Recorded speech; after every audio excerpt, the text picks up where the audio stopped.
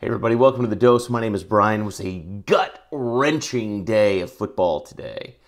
My team got whooped again in the final seconds of the game, and it hinged on a penalty call made by the officials.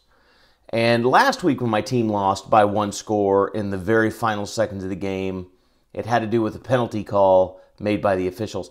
And the week before that, there were 3 different calls in that game that even the announcers were scratching their heads saying, how are the officials seeing that? So then I found myself today at the end of this game thinking 2 things. Thinking number 1, like, why do I care this much about a game that I'm not playing in, that I don't get paid to participate in, right? And I think the answer is just because everybody loves good quality entertainment, right? American football qualifies in that regard. But the second thing I found myself asking was, why do I feel the need to blame the officials? Because I did. Because the truth was, I was sitting there talking to my wife, and I said, well, congratulations, the refs beat our team again this week.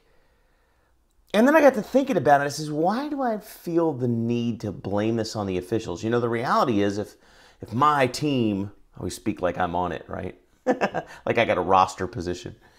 If my team hadn't been just 1 score in the lead, it would have been a non-issue.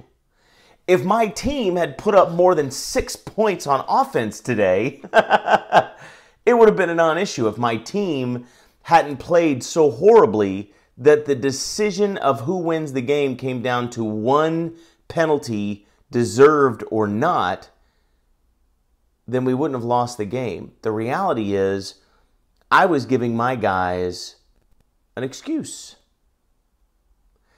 And we do this for ourselves non-stop.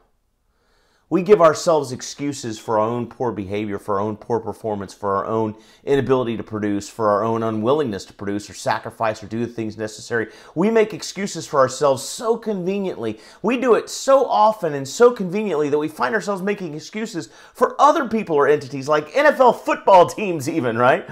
And I'm just as guilty as anybody else. Here's the thing. Own it. Own it. I watched an interview with one of the players after the game, and he, in effect, said that. He said, if we had put more points on the board earlier in the game, that call wouldn't have mattered. And I went, "Aw, personal responsibility for your situation, for your circumstances, for your outcome, for your life. Take personal responsibility." And here's the reason why.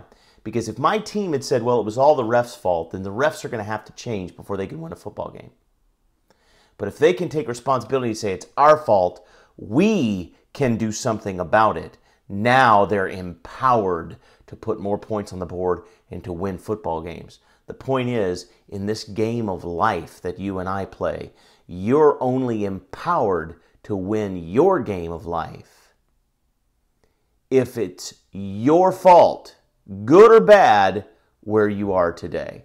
If it's your responsibility, if the buck stops with you, if it's been your decisions, your thoughts, your actions, your attitudes that have gotten you to where you are, then you can make different decisions, have different attitudes, take different actions, and go an entirely new route. But if it's somebody else's fault, they're going to have to change before your life gets better. Your ability to take personal responsibility for every single thing in your life will completely and utterly set you free and put you on a track to a winning record.